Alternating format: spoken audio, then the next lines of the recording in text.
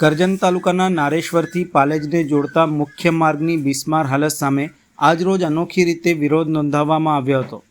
ગત વર્ષે કરોડો રૂપિયાના ખર્ચે આ રોડનું મજબૂતીકરણ કરવામાં આવ્યું હતું, પરંતુ થોડા સમયમાં રોડની હાલત દયનીય બની જતા વાહન ચાલકોને હાલાકી ભોગવવાનો વારો આવ્યો છે।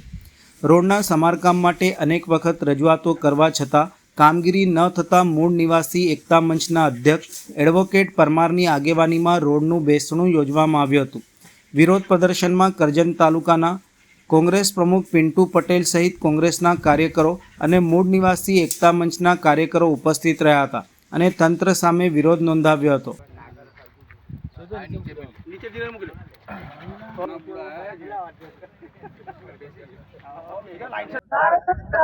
32 કરોડનો રોડ ધૂળ જેવો થઈ ગયો।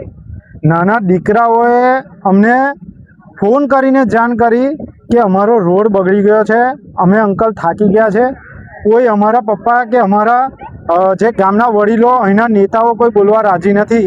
તમે આવીને આ આંદોલન કરો। ત્યારે અમે આ આંદોલન કરવા માટે અહીંયા આવ્યા હતા અને આજે બેસણું રાખ્યું હતું રોડ વચ્ચે જ, જે કથળી હાલતની અંદર રોડ છે। અહીંયાથી 7 કિલોમીટરની અંદર જિલ્લા પંચાયતના પ્રમુખ બહેનનું ઘર આવેલું છે અને એમનું ગામ આવેલું છે। 8 કિલોમીટરની અંદર ધારાસભ્યનું પોતાનું ગામ આવેલું છે।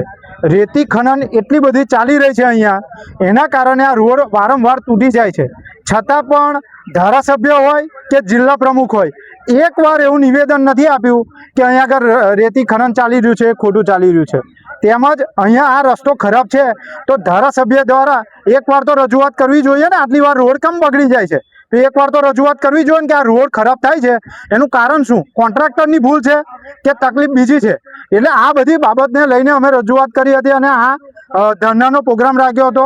અગાઉ પણ અગાઉ 10 વર્ષથી જે અહીંના મૂળ નિવાસી એકતા મંચના આગેવાન છે મિનેશભાઈ પરમાર દ્વારા, એમના દ્વારા 10 વર્ષથી છેલ્લા રજૂઆત કરવામાં આવી અને એ રજૂઆતને ધ્યાનમાં રાખીને પણ હજુ સુધી કોઈ કાર્યરત કામગીરી કરવામાં આવી નથી।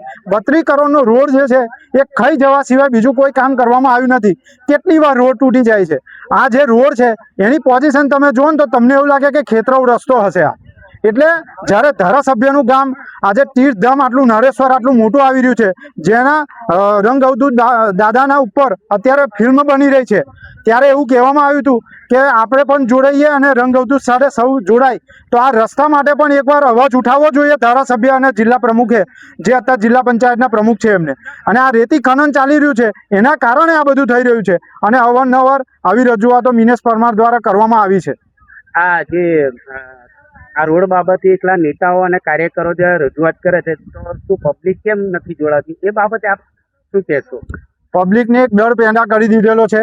નારેશ્વરથી લઈને સાંસોદ સુધીની અંદર પબ્લિકને માયકાંગલી બનાવી દીધી છે, જેના હિસાબે કોઈ બોલી શકતું નથી। બોલવા જાય છે તો એમની ઉપર કેસ કરવામાં આવે છે, આ રીતના દબાવવામાં આવે છે, એટલા માટે કોઈ આગળ આવતું નથી અને કોઈ બોલી શકતું નથી।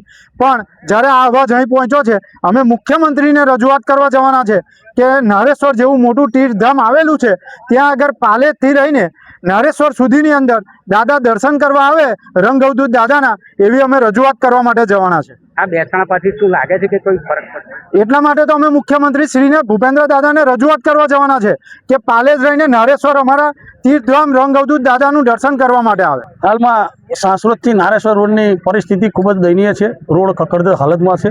રોડ પર 1.5 થી 2 ફૂટ ખાડા પડી ગયા છે। વાહન ચાલકોને ક્યાંથી પસાર થવું એક મોટો ગંભીર પ્રશ્ન ઉપસ્થિત થયો છે।